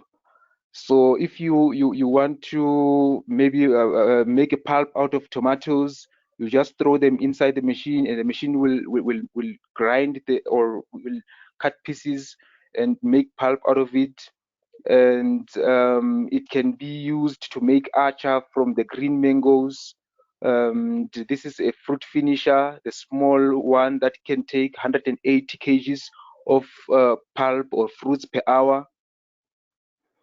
And maybe after you use the fruit pulper, you can use the fruit finisher now to separate the seeds and the skin of the fruit now to make juice. It comes out with different sizes for different types of fruits, or the way you want your end product to be. So it comes with different sizes up to 0.6 millimeter hole. So this is your pulp, the skin and the seeds of the fruit are separated from your juice. Next slide, please. We also manufacture oil processing equipment. So this equipment are normally used to extract oil from marula kernels, from coconut, from peanuts. So if you have your seeds that you want to extract oil from, we manufacture this cold pressing equipment. So it doesn't mess up your quality of the product. So it's a cold pressing. It doesn't use any heat. You can either get the machine with the electric pump or with the manual hydraulic pump. So we also manufacture the oil filters. If after you press the oil, and then you can filter the oil. And then the last machine on your right is the machine that used for separating the skin of the moringa from the seed, so that when you press, your seed is separated from the skin. So that is being used for that purpose. And we also manufacture the nut crackers to crack the marulas so that you can get your kernels out. I'll show you a small clip now. Next slide, please. Basil, 3 minutes. Okay, any?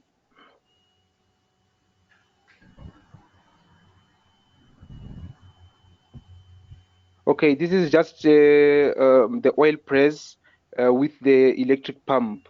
So it's just press the oil out of castor oil seeds. You can go to the next slide. We also manufacture the peanut butter processing equipment. So the first machine is the roaster. You need to roast your peanuts first. And the second machine is the dehuller. It peels off the skin of the peanuts. And then the last machine is the peanut grinder to actually make the peanut butter. Next slide, please.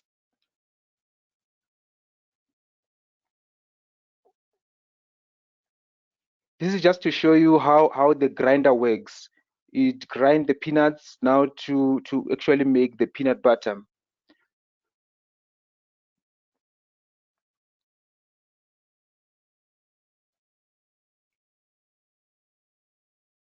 This is your hopper that puts the peanuts. It's 30 kgs an hour.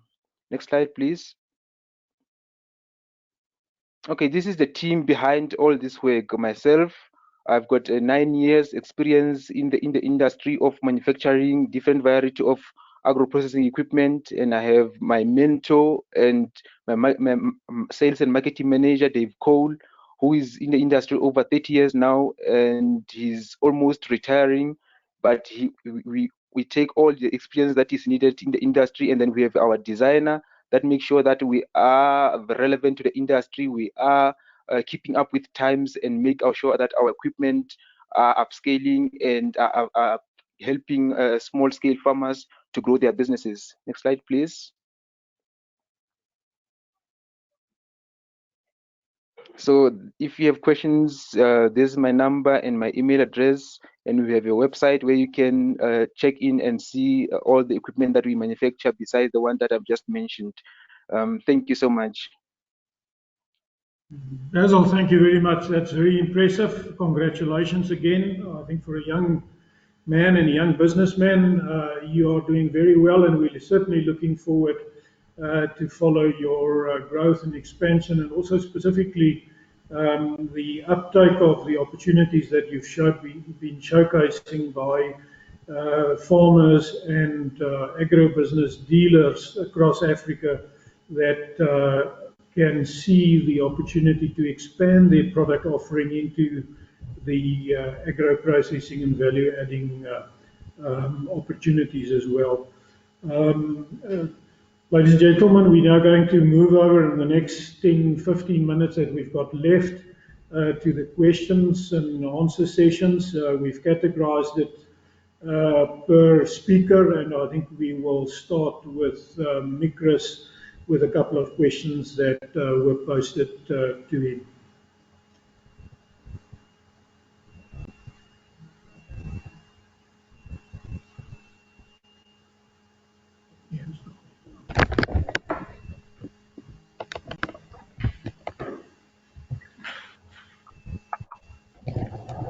Just bear with us for a moment. We're just trying to get the questions on the screen as well. There you go. Mikris, can you respond to those, please?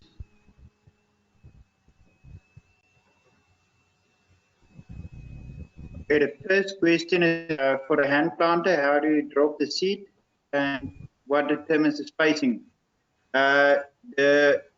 You drop the seed by hand. Our first product was automatic selected planter, but we found that in Africa seed sizes differ so much. Some planters work lovely with round seeds, and then some farmers take their own seed and it's a quite big flat seed. In selection was not. You will see in a video the guy got a bag, so you drop the seed in a tube and you press it down. The spacing is determined by a measurement. You can adjust the measurement. You think I answered the question? Yes, I think so, Mikris. Thank you. Okay. How does a wheel-driven fertilizer applicator spread the fertilizer? It's a meter. The meter is working with a worm, so it drives out fertilizer. The gears calibrated by gears, so you can calibrate it 100%, and the fertilizer can either drop on top, or you can even adjust another part to drop it the place you want it to be.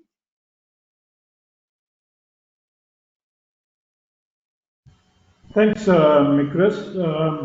The next set of questions is for Philip Kilian. For my field, sorry, we're jumping to my field first. Craig Chanel, would you field those questions for us, please, and as short as you possibly can, because you've got quite a list of questions there.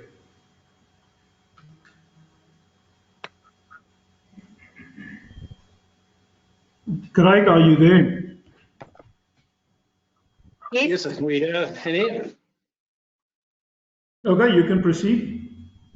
Okay, what are the fertilizer value chains obtainable today? The fertilizer value chain really makes reference to where the fertilizer is applied across the farming value chain. So it starts, it's essentially the entire process and wherever the fertilizer is applied. So I'm not really sure we understand the question, but very happy to engage with whoever asked that, maybe over the email, and get a better idea of what it is that the question really is asking. For question 2, I'll hand to Craig. Composting, there again, it comes down to compost will not work through the fertilizer applicator because they tend to, composts tend to be clump and won't flow readily through the unit. So basically anything that is not free flowing will not work through the Mayfield unit. It has to be free flowing, and the easiest way to ascertain this is if you fill a cup up with a volume of the product that you want to apply, tip it over gently. If it runs out like water, spilling out readily without clumping, it will work through the Mayfield. If it clumps, you will have problems through the Mayfield. Can you use the Mayfield product to spray fruit trees? The product is purely gravity, works purely on gravity, so it's not for liquids. It's all granular fertilizer or granular products that work through the Mayfield. So we can apply granular products to fruit trees. The nutrients that can be applied through the Mayfield applicator, any nutrients as mentioned that is in a granular or free-flowing powder form will work through the Mayfield. We've also applied organic fertilizers, as long as the organic fertilizer is in a prill or in a granular form. Emission losses, I assume that's through about the volatilization of nitrogen. There, with the placement of ammonia-based fertilizers, there will be a bit of loss of nitrogen to the atmosphere if placed in a clump. That's why we have various attachments that spread or disperse the granules so it's not sitting in a clump. Researchers that has been done has indicated, depending on the type of soil, that the amount of volatilization or loss of nitrogen is limited. The cost of the fertilizer applicator, they range between about 1,200 or 1,300 and 1,900 Rand per unit, obviously depending on volumes purchased and destination or where the units are being shipped to. What size granules Just give that in dollar equivalent roughly. Well, so 1,300, what's that divided by, what is the exchange rate now? Sorry, I haven't been. We're going to work it out quickly. I'll answer the next question in the interim. The size of granules that will work through the applicator, obviously here it is limited. If the granules are too large, you'll have flow issues again. So anything from about a 5 to 6 millimeter diameter granule should go through the Mayfield with ease. And the critical part again is it needs to be free flowing. And that simple system of checking whether it'll flow readily is filling the container with your product that you want to apply, tipping it over gently. It should just flow out like water. So it's, coming back to US dollar, it's about a 75 to 110 US dollars per unit, depending on the unit type. Excellent. Thank you, Craig. Thank you, Chanel. Thanks, Eddie. Good. Can we move on to the questions for Basil, please? Basil, can you take that one? Yes, I'm here, Annie. How much is the chicken system cost? It depends on how many chickens you want to slaughter. I mean, the full set of abattoir for slaughtering 200 to 250 chickens per day, it can goes up to 140,000. And the full set that can slaughter up to 1,000 chickens per day, it can goes up to 230,000, including the installation and training on the equipment. And you can buy the plucker alone, you can buy the scalder alone. So it just depends on how you want to where do you want to start as a business owner or as a agro processor. Thank you. So it's a modular system. You can grow into it. You can buy specific pieces, and you can expand as you grow. The figures that Basil mentioned are obviously rand-based figures. Divide by 17 to get an indication of dollar for those interested. There was also a question that I saw asking about whether the equipment is locally manufactured, and the answer in most cases, well, and I think in all cases, bar some components that are imported, yes, the answer is it's all locally manufactured in South Africa, and should provide a very competitive price in the current exchange rate environment with a poor value of the rand. Basil, thank you very much. I think I'm seeing a last question or two that has popped up. Gerard, one for you. I'm not sure whether you saw it there. Has there been an increased interest in greenhouse farming among small-scale farmers in Southern Africa? And how easy is it to change from open field to greenhouse farming in terms of cost? Can you give us a quick answer on that one, please, Gerard? There is definitely sorry, let me just put my screen on there as well. Sorry, there you go. Go on. There has been an increase, especially from small-scale farmers. We find even here in South Africa, or the domestic market, everyone is going the health away.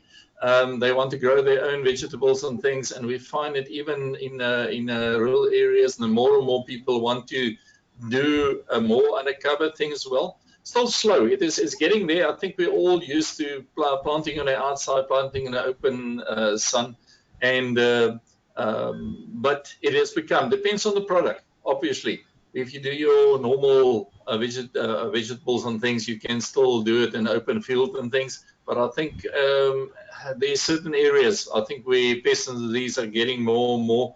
People tend to want to go the route of a bit of a protective system with either a shade house or a virus net house or something like that. But well, we would like the smaller farmers to emerge and take over, because I mean, we need them. They need I almost want to say to produce money there, to produce food, to sell for money, and I think the market should support them.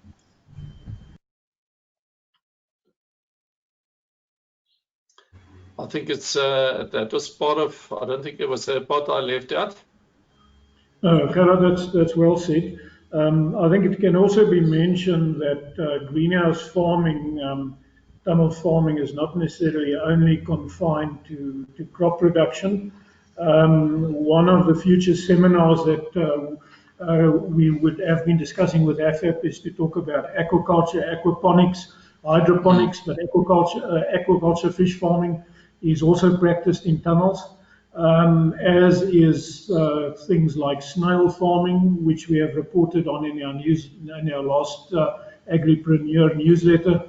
I'm sorry we missed the screen share there, but I invite all of you, if you are interested in alternative high-value crops, good information on agriforafrica.com. You'll find the latest newsletter on the front page, where we talk, amongst others, about snail farming, which can be done quite profitably on a fairly small scale in tunnels, or in any other structure for that matter. If I can just add, there is, you're so right there. There's look for a tunnel as a structure that you can use for anything. I mean, we have done it from our housing projects. We have done it for ostrich farming to give the little ones a bit of protection. That's actually, it started with the small tunnels. We've done now, as I say, the drying of fruit, flowers, whatever else in it. So it is very versatile to do your snail farming. Anything that needs a little bit of a heat build-up and things you can do. The drying of products, super. It works very well. So yeah, you can use it. And I mean, if you want to park your tractor in it, we do it here on the farm. We've got a greenhouse structure that is a cheaper structure than building it with bricks and things. So we use it for that as well. Thank you, Gerard. Yes, thank you to all our speakers. We really appreciate your valuable time and inputs from my side also to our audience. Thank you for your attendance and patience as we all learn to manage the technology and also had to face load shedding in South Africa that caused havoc from time to time on our internet connection. But thank you to you all. Thank you to FAP, Sandra, to you specifically for facilitating this and arranging this opportunity. We look forward to do more of this with you in the near future. And I don't know whether you want to say anything about that, but with that, thank you from my side, from my team, to Dylan that assisted me, Dylan Fourie, as our technical expert. Thank you. We appreciate that, and keep well, and God bless.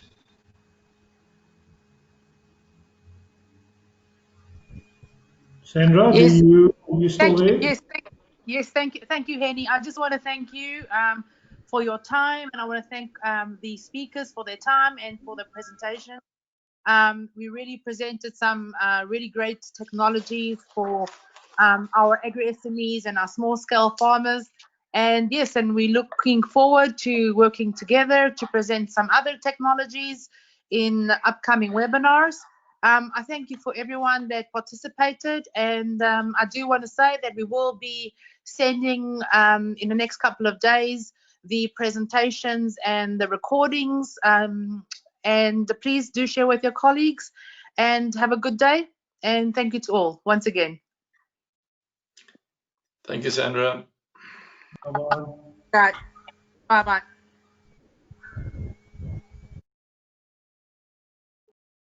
Thank you, Sandra. Thank you, Annie.